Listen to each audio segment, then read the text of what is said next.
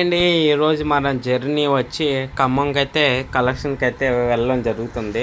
అయితే వాళ్ళ పిల్లల్ని అయితే స్కూల్లో దింపేసి మనం అయితే ప్రయాణం మొదలెట్టాం.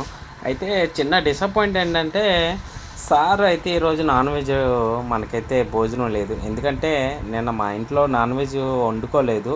సో ఈరోజు మండే కదా, సార్తో వెళ్తే నాన్ వెజ్ దొరికిద్దని అనుకున్నా.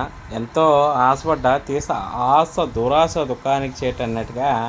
సో కార్తీక మాసాలు తినం కదా సంతోషం, అందుకే ఈరోజు నీకు నాన్ వెజ్ లేదు, ఓన్లీ వెజిటేరియన్ అన్నారు.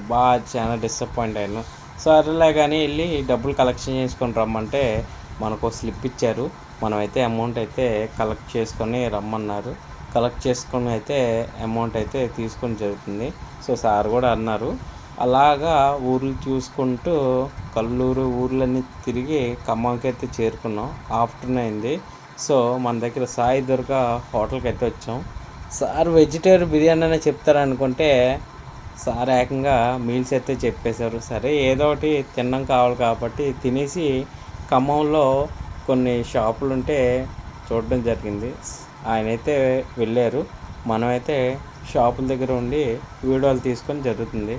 సో అలాగా కోదాడ హైవే మీదంగా అయితే విజయవాడకి అయితే చేరుకున్నాం. పరట్టాల దగ్గరికి అయితే వచ్చేసాం.